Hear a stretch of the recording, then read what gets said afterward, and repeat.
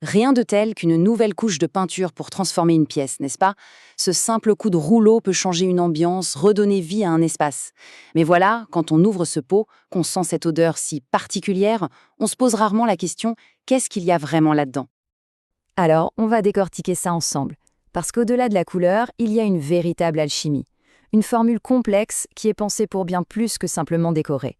C'est une histoire de science, de protection et de performance. Ah oui, la peinture, c'est bien plus qu'une simple couleur liquide. Son but est double. Décorer, bien sûr, mais aussi et surtout protéger les surfaces. Elle va protéger le bois de l'humidité, le métal de la rouille, et chaque petit composant a un rôle très précis à jouer dans cette mission. Bon, pour comprendre la recette, le plus simple, c'est de la diviser en deux grandes catégories. D'un côté, on a les matières solides, en gros tout ce qui va rester sur le mur une fois que c'est sec, et de l'autre, les matières liquides qui, elles, servent surtout à l'application avant de s'évaporer. C'est la base de tout. Et donc, ces deux grandes familles, elles se décomposent en 5 acteurs principaux. On a le liant, le pigment, les charges, les solvants et enfin les additifs. Chacun a un rôle crucial dans la formule finale. Allez, voyons ça d'un peu plus près. On commence avec le squelette de la peinture, sa colonne vertébrale, le liant. C'est vraiment l'ingrédient clé qui, en séchant, va passer de l'état liquide à un film solide et durable. C'est lui qui enrobe tous les autres composants et qui s'assure que tout ça s'accroche parfaitement au mur. Fini les peintures qui pèlent ou qui craquellent. On peut vraiment le voir comme la super colle de la formule. Sans un bon liant, eh bien, il n'y a pas de cohésion, pas d'adhérence et donc pas de film protecteur. C'est lui qui donne toute sa structure et sa résistance à la peinture une fois qu'elle est sèche. Sa capacité à se solidifier est la clé de tout, vraiment. On passe maintenant à l'artiste de la bande, le pigment. Ce sont ces fines poudres qui donnent la couleur. Mais attention, leur rôle ne s'arrête pas là. Ils sont aussi responsables de l'opacité, c'est-à-dire la capacité de la peinture à bien cacher ce qu'il y avait en dessous. Et ils peuvent même ajouter des super pouvoirs protecteurs comme la résistance à la rouille. Finalement, chaque nuance qu'on choisit pour nos murs, du rouge le plus éclatant au bleu le plus profond, c'est le résultat direct du type et de la quantité de pigments qui sont dans le pot.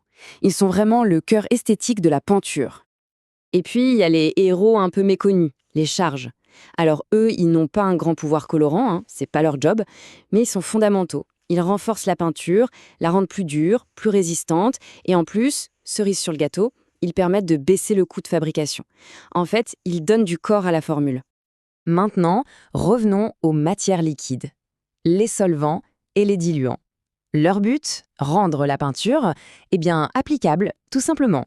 Ils vont dissoudre le liant et permettre d'avoir la consistance parfaite pour pouvoir l'étaler facilement au pinceau ou au rouleau. L'analogie du véhicule de livraison est excellente pour ça. Leur mission, c'est de transporter tous les composants solides jusqu'au mur de la manière la plus efficace possible. Et une fois que la mission est accomplie, hop, ils s'évaporent et quittent la scène. Et pour finir, on a les spécialistes, les additifs. On les utilise en toute petite quantité, mais leur impact est énorme. Ils peuvent accélérer le séchage, empêcher la peinture de mousser quand on la mélange, améliorer la résistance aux moisissures. Ce sont vraiment les petites touches finales qui viennent perfectionner la formule. C'est là que l'histoire prend un tournant assez intéressant. On a dit que les solvants s'évaporaient. Cette évaporation, c'est justement la source de cette fameuse odeur de peinture neuve que tout le monde connaît. Mais au juste, qu'est-ce qu'on respire à ce moment-là? La réponse, c'est des composés organiques volatiles, ou COV.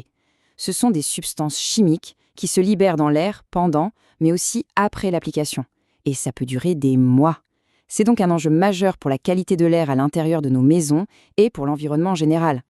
Pour se donner une petite idée, en 2007, il n'y a pas si longtemps, certaines peintures intérieures à base de solvants pouvaient contenir jusqu'à 400 grammes de COV par litre. C'est une quantité absolument considérable qui se retrouvait dans l'air de nos maisons. Heureusement, la réglementation a beaucoup évolué. Une directive européenne est passée par là et a imposé des limites bien plus strictes.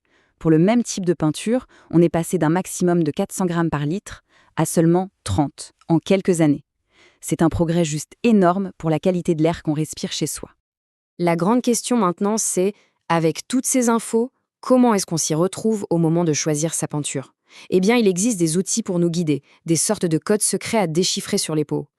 Le premier indice clé, c'est cette étiquette. Elle est obligatoire et elle mesure les émissions qui restent dans l'air 28 jours après avoir peint. La classe A+, c'est le top du top. Ça indique les produits les plus vertueux, ceux qui émettent le moins de substances volatiles sur le long terme. C'est un excellent premier filtre. Et pour aller encore plus loin, on peut chercher ces deux labels. Le label français NF Environnement et son équivalent européen, l'Écolabel. Eux, leur cahier des charges va bien au-delà de la simple mesure des émissions. Oui, parce que ces labels, ils certifient un cahier des charges vraiment complet. Ils garantissent une teneur réduite en solvants, l'absence totale de substances dangereuses comme les métaux lourds, mais aussi, et ça c'est crucial, des performances techniques. Le produit doit être efficace, bien couvrir, être résistant. C'est la double garantie d'un produit plus sain et qui fait bien son travail. Donc voilà, la prochaine fois qu'on choisira une couleur, on ne verra plus seulement une jolie nuance sur un nuancier. On verra une formule complexe, un équilibre délicat entre des solides et des liquides, entre l'esthétique et la performance, et surtout entre la décoration et l'impact sur notre environnement et notre santé. Connaître cette anatomie, finalement, c'est se donner le pouvoir de faire des choix plus conscients.